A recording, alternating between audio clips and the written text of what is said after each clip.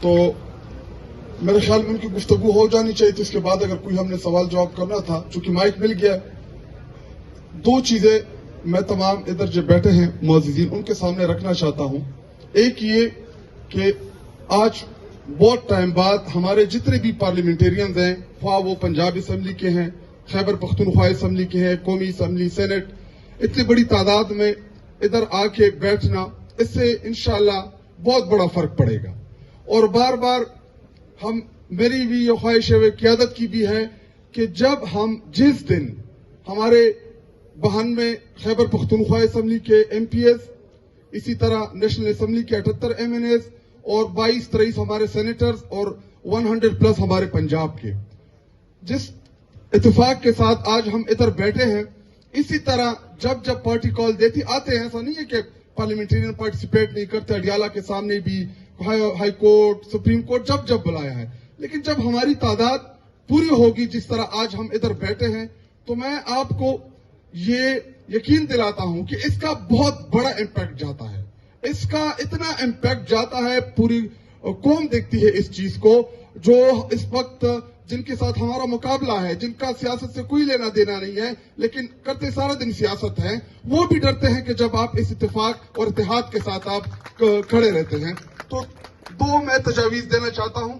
پہلی تجویز یہ کہ جو خان صاحب کی صحت کے حوالے سے اس وقت پوری قوم جو تشویش میں مبتلا ہے, تو اس حوالے سے میری یہ سجیشن ہے, ریکمنڈیشن ہے, تو آپ جو بھی کہہ سکتے ہیں, وہ یہ کہ یہ اس اجتماع کو سب مل کے سپریم کورٹ کی بلڈنگ تک آپ اس کو لے کے جائیں, ادھر ان کو بٹھائیں, تاکہ جنہوں نے ہمارے لیڈر کو قید ناحق میں بند کرایا, جنہوں نے سہولت کاری کی, جنہوں نے فیک کیسز میں ان کو گرفتار کرایا, تاکہ ان سے ہم جا کے پوچھ سکے کہ اس ملک کا سابقہ پرائم منسٹر, اس پاکستان کا سب سے مقبول لیڈر اور پاکستان کی سب سے بڑی پارلیمانی جماعت کا سربراہ, اس کو آج ڈاکٹرز کی رسائی آپ لوگوں کی وجہ سے بند ہے, کیونکہ آپ نے عمران خان صاحب کو اندر کرایا. اب جب وہ بیمار ہے, حکومت بھی ایڈمٹ کر چکی ہے, جیل انتظامیہ بھی ایڈمٹ کر چکے ہیں, تو ہماری پہلی ڈیمانڈ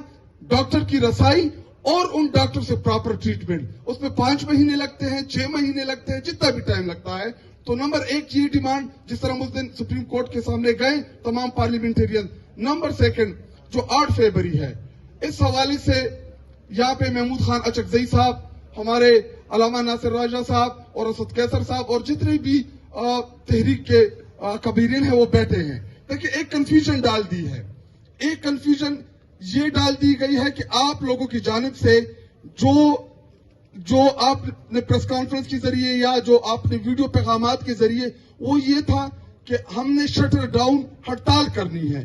ہڑتال کیسے کرنی ہے کہ دکانیں بند کرنی ہیں, ٹرانسپورٹرز, اور وہ ویلنگلی, ایسا نہیں کہ ہم جا کے وہ خود شٹر ڈاؤن ان سے کرائیں, دکانداروں سے مل کے, ٹرانسپورٹر سے مل کے, اور جتنے بھی تاجر رہنما ہیں ان سے مل کے محبت کے ساتھ ہم کو کہیں کہ ایک دن کے لیے آپ اپنی دکان, اپنی چینچی, اپنا ٹرک عمران خان صاحب کے لیے اور اپنے پاکستان کے لیے بند کریں. تو یہ کلیئرٹی محمود خان اچکزئی صاحب آپ کی جانب سے ضرور آنی چاہیے کہ یہ کنفیوژن ختم ہو جائے. کوئی کہہ رہا کہ جی لاک ڈاؤن ہے, کوئی کہتا ہے کہ دھرنا ہے, کوئی سمجھ رہا ہے کہ ریلیز کرنی ہے. تو ایک تو یہ کلیئرٹی بڑی امپورٹنٹ ہے. اور اس وقت میں محمود خان اچکزئی صاحب آپ کو اور تمام تحریک کے اکابرین کو میں یہ بتا دوں کہ اس وقت تحریک انصاف کی تمام تنظیمیں, تمام ایم پی ایز, تمام ایم این ایز نے اس وقت اپنے حلقوں میں بہترین موبلائزیشن شروع کی ہے, بہترین مومنٹم ہے. اور انشاءاللہ آپ دیکھیں گے کہ 8 فیبری کو پورے پاکستان کی دکانیں بند ہوں گی, تمام ٹرانسپورٹرز بند ہوں گے, تمام شاہراہیں جو ہے وہ ویران ہوں گے, اور عمران خان صاحب اور پاکستان کے ساتھ انشاءاللہ مضبوطی کے ساتھ کھڑے ہوں گے جو کال آپ کی طرف سے. اور آخری سجیشن لمبی ہو کہ میری تقریر بن گئی, وہ یہ کہ ادھر ہمارے چیف منسٹر خیبر پختونخوا وہ بھی موجود ہیں. دیکھیں, یہ کہہ دینا بڑا آسان ہے کہ آپ کسی کے اوپر بھی پھینک دیں کہ جی یہ کرے گا اور آپ آگے ہو جائیں, ہم آپ کے پیچھے ہیں. لیکن نہ یہ سہیل آفریدی کی اکیلی کی جنگ ہے, نہ ان ایم پی ایس کی جنگ ہے. جب ہم سب ایز اے پارٹی کریں گے انشاءاللہ, جب ہم سب مل کے اتفاق کے ساتھ کریں گے, میں آپ کو یقین دلاتا ہوں کہ انشاءاللہ ہمارا لیڈر باہر آئے گا اور انشاءاللہ اس ملک کا دوبارہ پرائم منسٹر بنے گا. شکریہ جی.